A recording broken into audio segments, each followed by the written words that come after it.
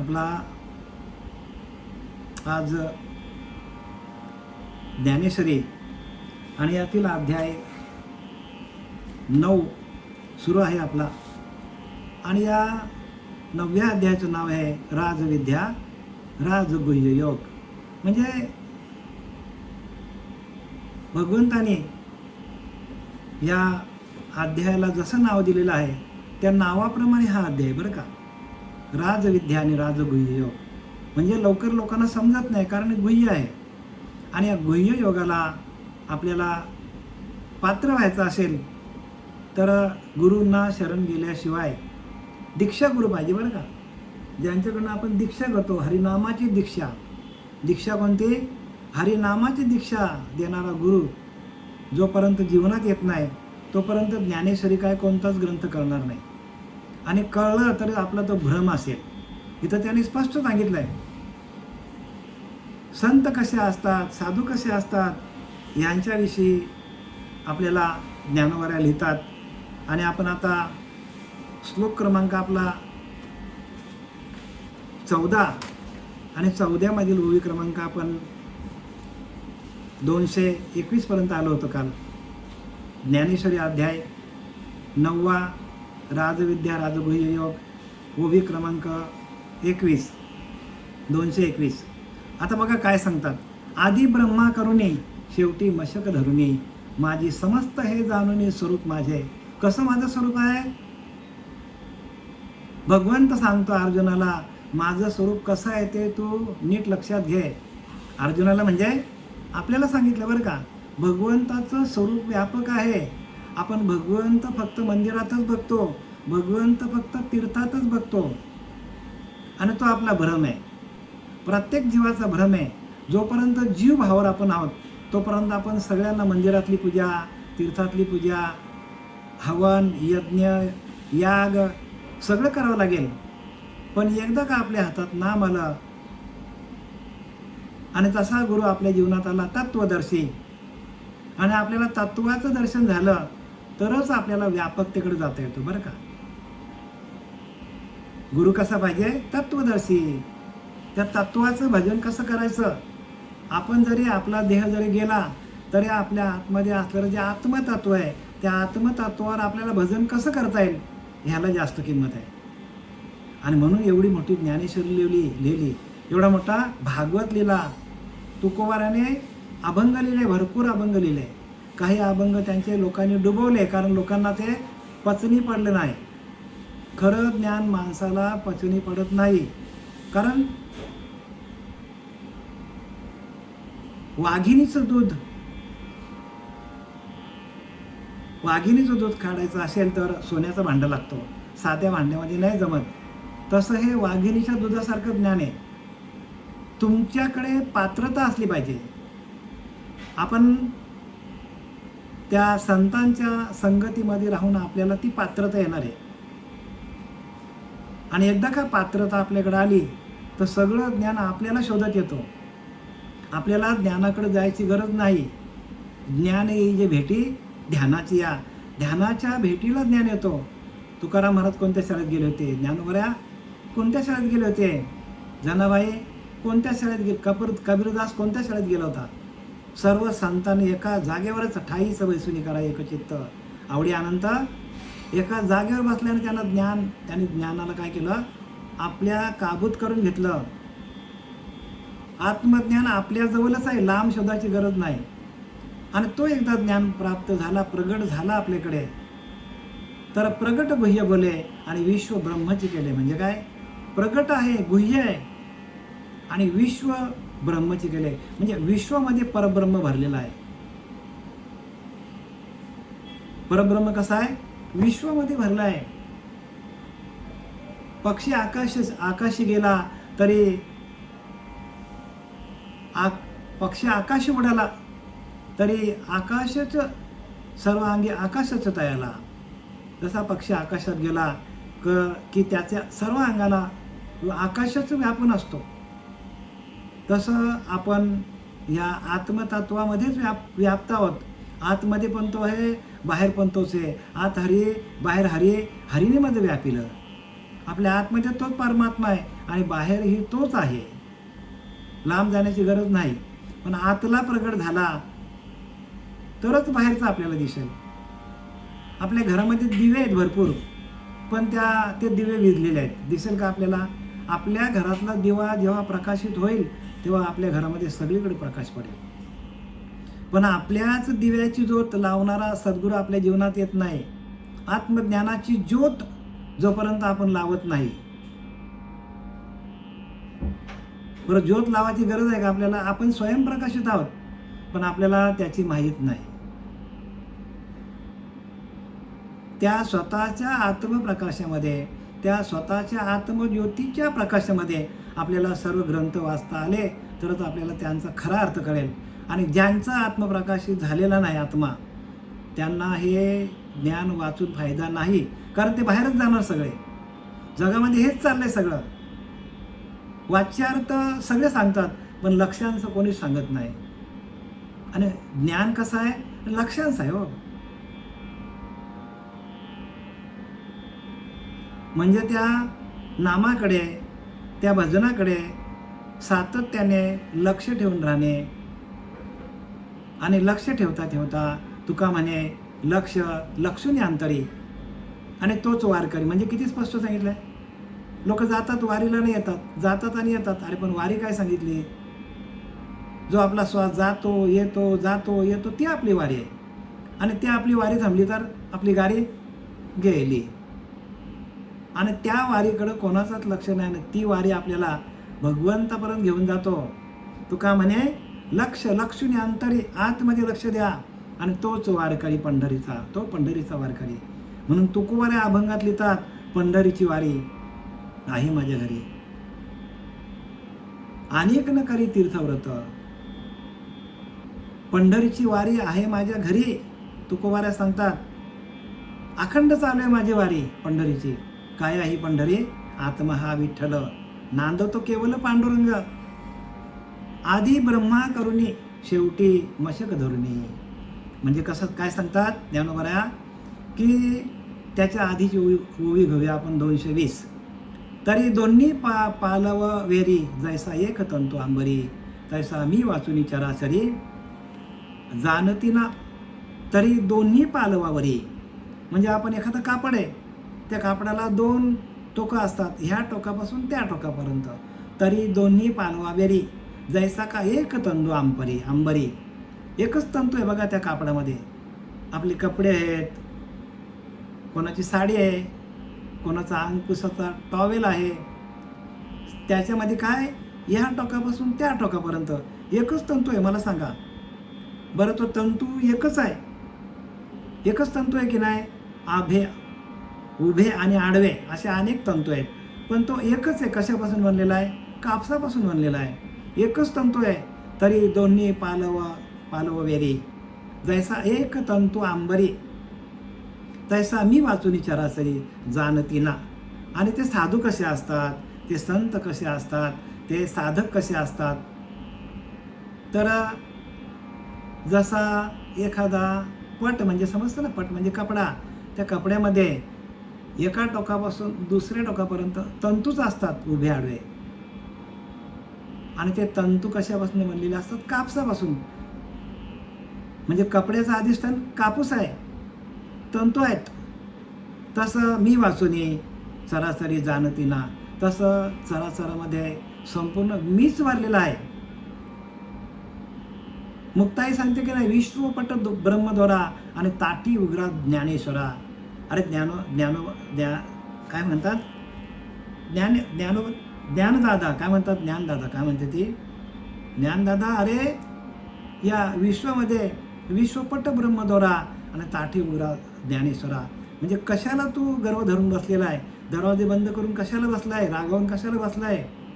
कारण सगळीकडे परमात्मा तोच आहे. जरी तुला लोकांनी त्रास दिला तरी त्या लोकांमध्ये पण तोच आहे. त्या कुत्र्यामध्ये तो, मांजरामध्ये तो आहे, हत्तीमध्ये तो आहे, सगळीकडे तोच आहे. मग तू ताटी लावून कशाला बसला? दरवाजा बंद करून कशाला बसलाय? चल बाहेर आहे. विश्वपट ब्रह्मधरा आणि ताठी उघडा. सगळे विश्वामध्ये तोच परमात्मा भरलेला आहे. मरते मारते स्वरूप माझे, ज्ञानोबा सांगतात. काय सांगतात? मरते मारते स्वरूप माझे, मरणारा पण मीच आहे, मारणारा पण मीच आहे. तसं आपल्याला कोणाचाही हेवा दावा होता कामा नये. कारण सगळी सर्व घटी राम, देहादेही एक. घटाघटामध्ये राम भरलेला आहे, प्रत्येक देहामध्ये तोच आहे, पण आपल्याला त्याची जाणीव होत नाही का? आणि म्हणून तर सांगितलं आहे की जोपर्यंत आत्मसाक्षात्कार होत नाही तोपर्यंत परमात्मा सगळीकडे असा दिसत नाही. म्हणून प्रत्येक माणूस काय करतो? ह्या मंदिरात जा, त्या मंदिरात जा, ह्या देवाची पूजा करा, त्या देवाची पूजा करा, हा मंत्र सिद्ध करा, तो मंत्र सिद्ध करा. पण ज्या वेळेला सगळीकडे एकच परमात्मा भरलेला आहे, असा आत्मसाक्षात्कार होईल, आत्म्याचाच साक्षात्कार होईल, त्यावेळेला सगळीकडं एकच परमात्मा भरलेला आहे. सर्व घटी राम, देहादेह एक. प्रत्येक घटाघटामध्ये तो एकच परमात्मा भरला आहे. पण आपला तो एक देव करून घ्यावा. आपला तो एक, आपल्याला सर्व जगाला चालवणारा परमात्मा एकच आहे आणि त्याला आपलासा करून घ्या. तो कसा आहे? तो चैतन्य स्वरूपामध्ये आहे. कसा आहे तो? चैतन्य स्वरूपामध्ये. आणि त्याची ओळख करून दिली ज्ञानोबांना. कोणी करून दिली? त्यांचे गुरु कोण होते? भाऊ त्यांचा निवृत्ती दादाने करून दिली. म्हणून आणि त्या निवृत्ती दादाने ओळख करून दिल्यानंतर ज्ञानोबा काय बोलतात बघा. त्यांनी अभंग लिहिलाय.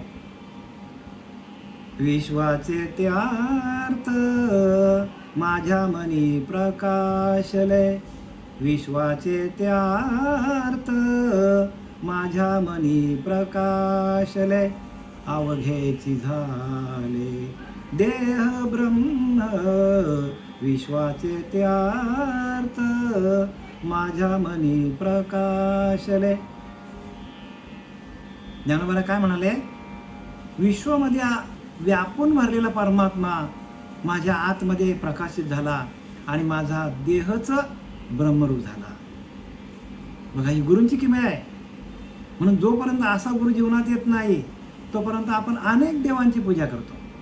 करू नाही का? करा. ज्यांना नाही कळत त्यांनी करा. कारण जोपर्यंत देवाची कृपा होत नाही तोपर्यंत हे ज्ञान प्राप्त होत नाही. तो लिहिलं की नाही? नाथ भागवतामध्ये नाथराय सांगतात, स्वामी तुझी कृपा न होता कोट्यानुकोटी साधने ती वृथा. स्वामी तुझी कृपा न होता कोट्यानुकोटी साधने ती वृथा, तुझी कृपा झाली अच्युता भवव्यथा स्पर्शेना. स्वामी तुझी कृपा न होता. देवा तुझी कृपा जोपर्यंत होत नाही तोपर्यंत कोट्यानुकोटी साधने केली तरी ती फुकट जातील. तुझी कृपा झाली अच्युता, अरे भगवंता तुझी कृपा झाली की भवव्यथा स्पर्शेना. या भवामध्ये भवरोग आहे, जन्ममरणाचं चक्र आहे, अनेक प्रकारच्या व्याधी आहेत. एकदा का त्याचा स्पर्श झाला की आधी व्याधी सगळ्या माणसाच्या पळून जातात. तरी दोन्ही पालव वेरी, जैसा का एक तंतू अंबरी, तैसा मी वाचुनी चराचरी जाणती ना. सगळीकडे मीच भरलेला आहे, ते कोणी जाणत नाही. दृष्टांत दिला की ना आपल्याला कापडाचा, की कापडामध्ये अनेक धागे आहेत, आडवे उभे धागे आहेत. आपण कापडच बघतो. आपण काय बघतो? कापड बघतो. पण तो कापड आहे का? नाही, त्याच्यामध्ये धागे आहेत आणि तो धागा एकच आहे. एका धाग्यापासून तो कापड बनलेला आहे. तसा भगवंता वाचून सृष्टीमध्ये काहीच नाही, सगळीकडे मीच आहे भरलेला आहे, पण हे कोणी जाणत नाही. हो, मग दृष्टांत कसा दिला? कपड्याचा दिला. आधी ब्रह्मा करुणी शेवटी मशक धरुणी, माझी समस्त हे जाणुनी स्वरूप माझे. अगदी ब्रह्मापासून तर चिलटापर्यंत, इंद्रापासून उंदरापर्यंत बघा, सगळं एकच तत्व भरलेला आहे. तो किड्यामध्ये आहे, तो मुंगीमध्ये आहे, तो हत्तीमध्ये आहे, तो घोड्यामध्ये आहे, नवे तो लाकडामध्ये पण तोच आहे. अगदी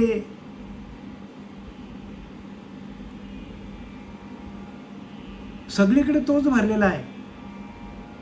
अर्जुना मी नसे ऐसे कवन ठाऊ असे, परी प्राणियाचे दैव कैसे, मातेनं देखते मीच सगळीकडे भरलेला आहे. पण ते भजन आपल्या हातात नाही येत ना. भजन आपल्या हातात यायला पाहिजे. जे नाम दिलेलं हरिनाम ते आपल्या हातात आलं, आपल्या रोमारोमामध्ये भजन करायला लागलं तरच त्याची अनुभूती येईल आपल्याला. अन्यथा अनुभूती येणार नाही. आपण सगळ्या देवांची पूजा करू पण आपल्याला त्याची सगळीकडे परमात्मा भरलेला आहे असा अनुभव येण्यासाठी आपल्याला गुरुला शरण जायचं आहे.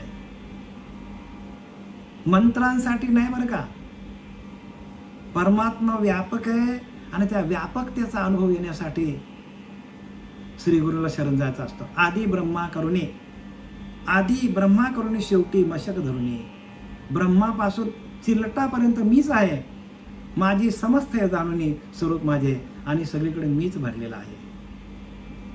सगळीकडं भगवंतच भरलेला आहे. पण आपल्याला त्याची अनुभूती येत नाही, जाणीव येत नाही. आपल्याला जाणीव कधी येईल? आपण ध्यानाला बसलो तर.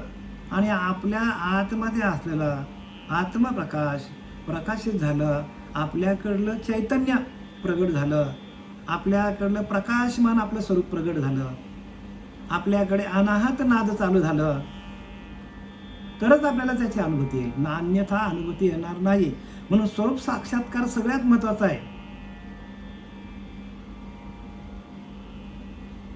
म्हणून याज्ञवल्क्याने गार्गीला प्रश्न विचारला की खरा पुरुषार्थ कशाला म्हणतात? खरा पुरुषार्थ काय आहे? कोणी विचारलं प्रश्न? याज्ञवल्क्य ऋषीने विचारलं गार्गीला. गार्गी एक स्त्री होती आणि तिला विचारलं खरा पुरुषार्थ कशाला म्हणतात? तिने उत्तर दिलं. काय उत्तर दिलं असेल? करोड रुपये कमवणे म्हणजे पुरुषार्थ आहे? प्रॉपर्टी कमवणं म्हणजे पुरुषार्थ आहे? नाही. तिने एका क्षणात उत्तर दिलं. एका क्षणात उत्तर काय दिला की खरा पुरुषार्थ आत्मसाक्षात्कार, आत्म्याचा साक्षात्कार होणं हा खरा पुरुषार्थ आहे. आपल्याच अंतरीच्या अंतरात्म्याचा साक्षात्कार होणं ह्याला खरा पुरुषार्थ म्हणतात. आणि तो पुरुषार्थ एकदा आपल्या हातात आला, पुरुषार्थ सिद्धी चौथी घेऊन आपल्या हाती रिगाला भक्तिपंथी जगा देत असे लिहिले की नाही? ज्ञानोबा म्हणतात की नाही? पुरुषार्थ सिद्धी चौथी म्हणजे धर्म अर्थ काम आणि मोक्ष. म्हणजे मोक्ष आपल्या हातात घेऊन संत इतरांना ते ज्ञान देतात आणि त्यांना पण मोक्ष मिळवून देतात. याला म्हणतात पुरुषार्थ. पुरुषार्थ सिद्धी चौथी घेऊन आपल्या हाती रिगाला भक्तिपंथी जगा देत असे. बघा, जगाला देतो. जो येईल त्याच्या समागमामध्ये, जो येईल त्याच्या सान्निध्यामध्ये, त्या सगळ्यांना मुक्ती देणारा एकमेव सद्गुरू असतो आणि त्याला सद्गुरू म्हणतात. लक्षात घ्या.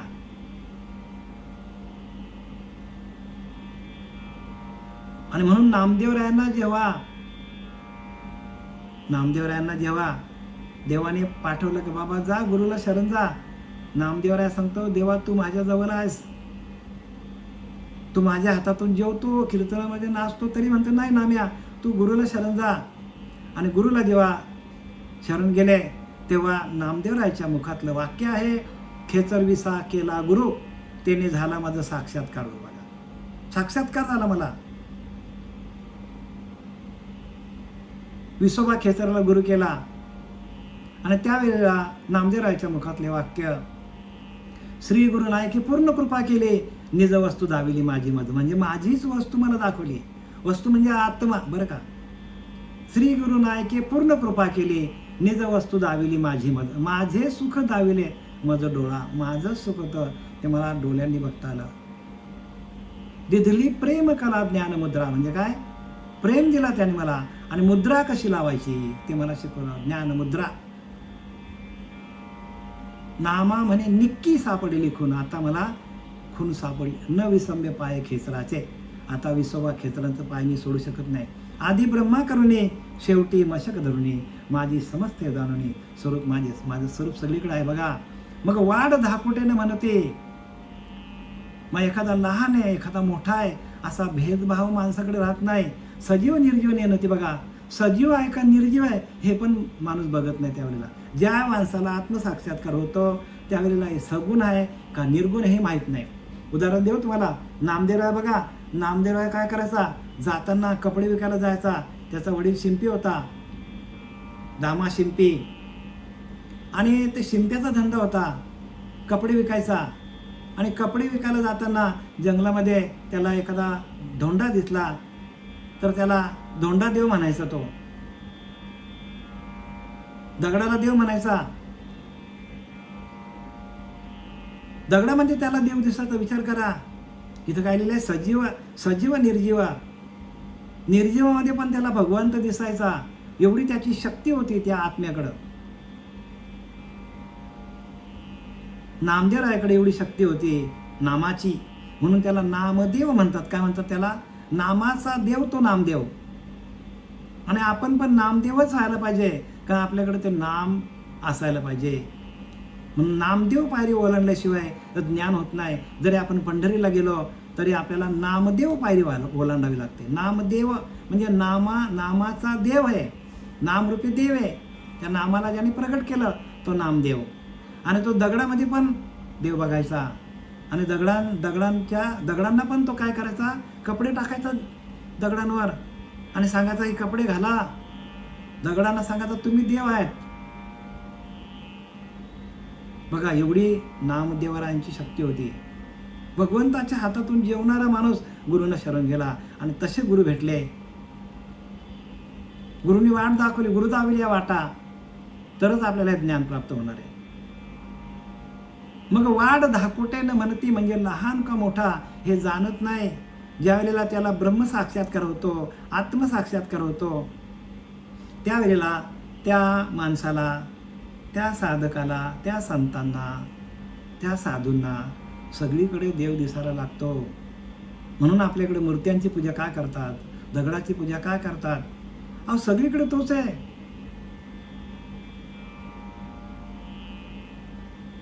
सगळीकडे परमात्मा भरलेला आहे. तो दगडामध्ये आहे, तो मातीमध्ये आहे, सगळीकडे तोच भरलेला आहे. तो निर्जीव पण तोच आहे, सगुणामध्ये पण तोच आहे. म्हणून तुकोबारा म्हणतात की नाही, तुझं सगुण म्हणो की निर्गुण रे, सगुण निर्गुण एक गोविंदू रे, तुझं सगुण म्हणो की निर्गुण रे. अशी संतांचा भाव तयार झाला. सगुणामध्ये पण तोच आहे आणि निर्गुणामध्ये तोच परमात्मा भरलेला आहे. अवघे विश्वची ब्रह्म मग प्रतिमा तो देव कैसा नव्हे. तुकोबाऱ्या सांगतात हे विश्वची ब्रह्म, अवघे विश्वची ब्रह्म मग प्रतिमा तो देव कैसा नव्हे. उलट पण सांगतात बरं का, प्रतिमेमध्ये पण देव आहे, पण तुमची तेवढी शक्ती असली पाहिजे. पण ती शक्ती प्रतिमेमध्ये तुम्हाला दर्शन घ्यायचं असेल तर नामाशिवाय पर्याय नाही. नाम घ्यावं लागेल, ध्यान करावं लागेल. ध्यानाच्या माध्यमातून ज्ञान मिळतो. असंच आपण आयुष्यभर प्रतिमांची पूजा केली तरी देवाची प्राप्ती होणार नाही. देवाची प्राप्तीसाठी तुमचा अंतकरणामध्ये त्या हरिनामाचा गजर व्हायला पाहिजे. हरिनामाचा गजर व्हायला पाहिजे. म्हणून एक मागे ओवी आली बघा, काही एखाद्याने वैकुंठी जावे परंतु हे वैकुंठच केले आघवे. ऐसे ज्ञान घोष गौरवे ढवळले विश्व. या विश्वाला ढवलून टाकलं संतांनी नामाच्या माध्यमातून. काही एखाद्याने वैकुंठी जावे, एखादाच माणूस वैकुंठाला जातो पण तेही वैकुंठच केले आघवे. या मृत्यू लोकामध्ये संपूर्ण वैकुंठच करून टाकला. प्रत्येक माणसाला ते नाम दिलं आणि या मृत्यू लोकाला काय करून टाकलं, वैकुंठ करून टाकलं. ऐसे नाम घोष गौरवे ढवलले विश्वाला ढवलून काढलं त्या संतांनी. श्रीपाद बाबा, रामदास बाबा, नारायण बाबा, पांडुरंग दिवेकर बाबा यांनी काय केलं, विश्व ढवलून टाकलं. विश्व ढवलण्याची शक्ती त्यांच्यामध्ये आहे नामातून. ऐसे नाम घोष गौरवे ढवलले विश्वाला ढवलून टाकलं त्यांनी. मग वाढ धाकुटेनं म्हणती मग अशी अंतकरणाची स्थिती झाल्यानंतर सजीव निर्जीव नेनती. सजीव आहे का निर्जीव मला माहीत नाही, पण तो देवच आहे. देखली ये वस्तू उजू लुंटी ती मीची म्हणून. आणि ते काय करतात, तर जी जी वस्तू दिसेल, जी जी वस्तू दृष्टीस पडेल ती मद्रूपच आहे. म्हणजे मद्रूपच आहे म्हणजे त्या वस्तूमध्ये मीच आहे. प्रत्येक वस्तूमध्ये मीच आहे. त्या कुत्र्यामध्ये नामदेवरायांना देव दिसला, त्या गाढवामध्ये भगवान ज्ञानोबारायांना देव दिसला. गाढवाच्या मुखातून काय केलं, वेद बोलायला लावले ज्ञानोबाने, पाठीवर हात ठेवल्या. तसं आपण गाढवच आहोत, पण आपल्या पाठीवर श्री गुरूंचा हात पडला तरच आपल्याला वेद बोलता येतात. प्रत्येक माणूस गाढवच आहे बरं का. तुम्ही आम्ही गाढवच आहोत सगळे. पण जोपर्यंत ज्ञानोबारायासारखा संत आपल्या जीवनामध्ये येत नाही, पाठीवर हात ठेवत नाही, तोपर्यंत वेद आपल्याला बोलता येणार नाही.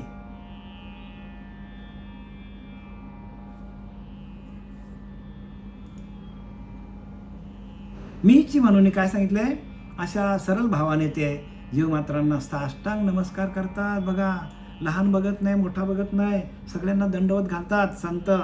त्यांना किती मारलं, तुकोबारानं किती मारलं, ज्ञानोबारानं लोकांनी जेवणात माती टाकली, पण तरी पण त्यांनी वंदन केलं, कोणाला उलट बोलले नाही. का? कारण त्यांच्यामध्ये पण तोच आहे, माझ्यामध्ये पण तोच आहे. प्रत्येक जीवाच्या ठिकाणी तो परमात्मा भरलेला आहे, असा त्यांचा भाव तयार झाला. भाव, आणि भावच देव आहे बरं का. काही न लगे एक भावची करणं, तुकामाने आन विठ्ठवाची.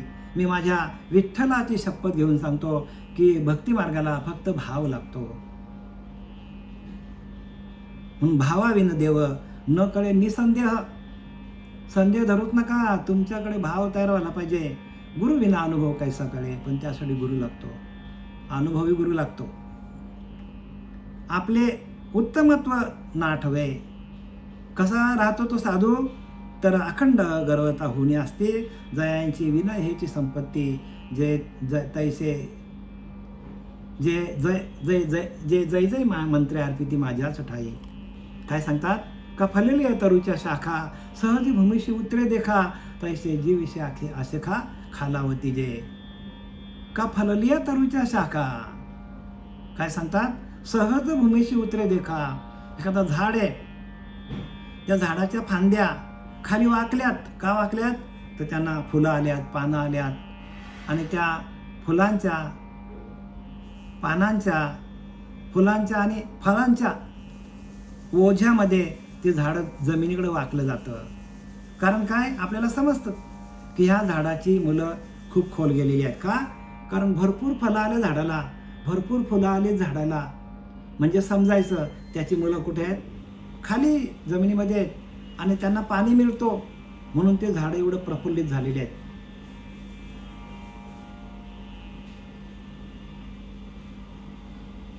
तैसे जीव मात्रा शिखा खालावती जे. त्याप्रमाणे हे संत प्रत्येकाला नमस्कार करतात, नतमस्तक होतात, नम्रता दाखवतात. संतांकडे अशी छाती बघून चालत नाही. संत ताट नसतात. संत काय करतात, तर अखंड गर्वता असती. जयांची विनय हीच संपत्ती. नम्रता हीच त्यांची संपत्ती आहे. संतांची संपत्ती कोणती आहे? नम्रता, शांती, वैराग्य. ही शांती आहे संतांची. संतांकडे शांती असते. संतांकडे संपत्ती कुठली असते, तर शांती ही संपत्ती आहे, विनम्रता ही संपत्ती आहे, वैराग्य ही संपत्ती आहे त्यांची. आपण संपत्ती कुठली समजतो, आपल्याकडे खूप पैसा आला, आपल्याकडे प्रॉपर्टी आली, आपली मुलं बालं, धन दौलत, बायका, मुलं, ही सगळी संपत्ती आपली असं समजतो. संत ही संपत्ती नाही समजत, कारण ही सगळे जाणार आहे. शांती शेवटपर्यंत आहे. सुख भगवंताच्या नामातून आलेलं सुख शेवटपर्यंत राहणार आहे. वैराग्य शेवटपर्यंत राहणार आहे. समाधान शेवटपर्यंत राहणार आहे, आणि ती संतांची संपत्ती आहे. म्हणून अखंड गर्वता असती, कुठल्याही प्रकारचा गर्व करत नाही. जयाची विनय हीच संपत्ती. विनय म्हणजे तो लहान असो मोठा असो, सगळीकडं कसं नतमस्तक होतात. आपला पाय, डोका, आपलं दोन्ही हात एकत्र जोडतात आणि नमस्कार करतात. दोन्ही हात एकत्र जोडून नमस्कार करतात. का? तर त्यांच्याकडं तेवढी ज्ञान आलेलं आहे त्यांच्याकडं. जसं झाडांना फलं यावं, खूप फलं आली की झाड जसा वाकला जातो, तसं त्यांच्याकडं खूप ज्ञान आलं, आत्मज्ञान आलं, शांती आली, सुख आलं, समाधान आलं की ते प्रत्येक जीवाला नमस्कार करतात. आणि प्रत्येक जो जो संत नमस्कार करतो, नम्र होतो, नम्र झाले भूता त्याने कोंडिले अनंत, स्पष्ट लिहिले की नाही. तो प्रत्येक जीवाच्या ठिकाणी नतमस्तक होतो, त्याच्याच ठिकाणी परमात्मा भरलेला असं समजायचं. नम्र झाले भूता त्याने कोंडिले अनंत. बघा, नम्रता हा संतांचा गुणधर्म आहे, शांती हा संतांचा गुणधर्म आहे. म्हणून इथं काय लिहिलं आहे की आपले उत्तमत्व नाटवे, आपण किती चांगले हे पण त्यांना आठवण नाही. नतमस्तक होतात प्रत्येक जीवापुढे. पुढील योग्य नेनवे, योग्य आहे का अयोग्य हे त्यांना माहीत नाही, पण प्रत्येक जीवाच्या ठिकाणी नतमस्तक होतात. एक सरे व्यक्ती मात्राचे नावे नमूची आवडे, त्यांना सरसगट प्रत्येक वस्तूच्या नावाने मला नमस्कार करणे हेच त्यांना आवडते. मग तो गरीब आहे का श्रीमंत आहे का झाड आहे का दगड आहे, बघा दगड आहे का धोंडा आहे हे त्यांना माहीत नाही, सगळीकडे पाय पडतात. जे जे भेटेल भूत ते ते मानिजे भगवंत, हा भक्तियोग निश्चित जाण माझा. ज्ञानवाऱ्या सांगतात की नाही, जे जे भेटेल भूत ते ते मानिजे भगवंत. जो जो भूत भेटेल त्या भूतामध्ये भगवंत आहे. हा भक्तियोग, हाच भक्तियोग आहे बरं का. भक्तियोग ह्यालाच म्हणतात. प्रत्येक ठिकाणी नतमस्तक होणे, प्रत्येक वस्तूमध्ये तो परमात्मा भरलेला आहे असा आपला भाव तयार होणं, त्याला भक्ती म्हणतात. प्रत्येक ठिकाणी बरं का. मग तो लहान आहे, मोठा आहे, दगड आहे, धोंडा आहे, झाड आहे, झाडांना पण नमस्कार करतात.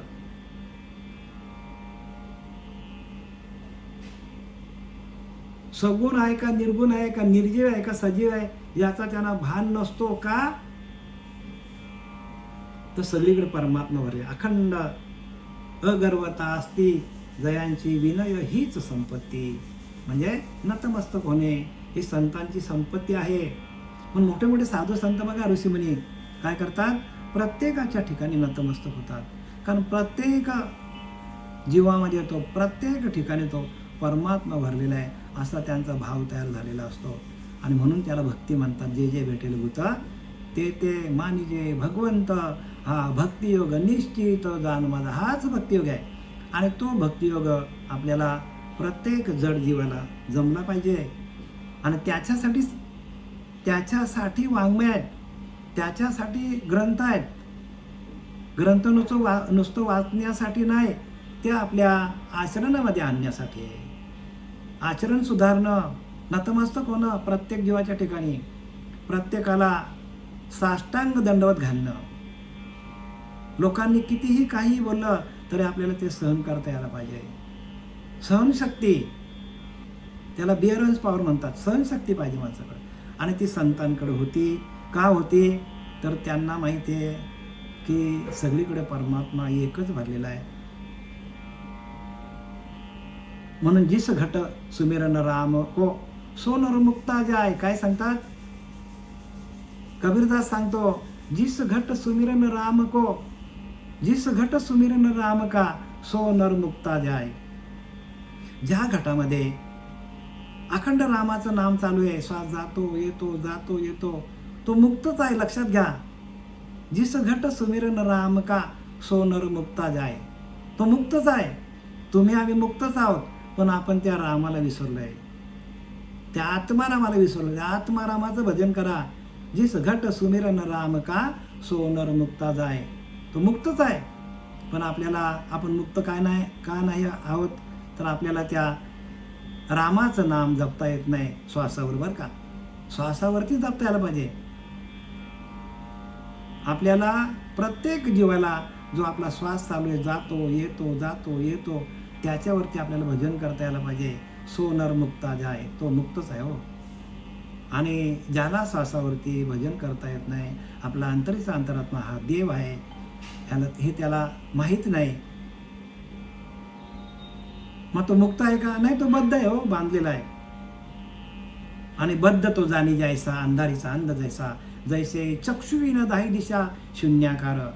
समर्थ सांगतात, बद्ध तो जाणी जायसा, अंधारीचा अंध जैसा. म्हणजे एकदा अंधार पडलाय आणि अंधारामध्ये, आणि तो परत आंधळा आहे. आंधळा आहे आणि तो रात्री फिरायला निघालाय. मला सांगा, त्याला दिसेल का? तो बद्ध आहे, बांधलेला विषयाने. तसं आपण सगळी विषयाने बांधलेला आहोत. मग आपल्याला काय करावं लागेल? एका आंतरिक अंतरात्म्याशी, एका रामाशी आपण एकरूप राहून आपण त्या रामाचं भजन करलं. आंतरिक राम म्हणजे काय? आत्मा रामाचं भजन जमलं पाहिजे. आणि त्या आत्मारामाचं भजन आपल्याला जमलं की आपल्याला मुक्ती आहे. मुक्ती, तुम्ही मुक्तच आहात. प्रत्येक माणूस मुक्तच आहे. प्रत्येक माणूस कसा आहे? मुक्तच आहे. पण तो बांधला आहे का? तो विषयाने बांधला आहे, प्रपंचामध्ये बांधला गेलेला आहे, अहंकाराने बांधला गेलेला आहे. झालेली सेवा आपले सच्चिदानंद सद्गुरू श्रीपाद बाबा, रामदास बाबा, नारायण बाबा, रोहिदास बाबा, नाना बाबा, पांडुरंग देवेकर बाबा,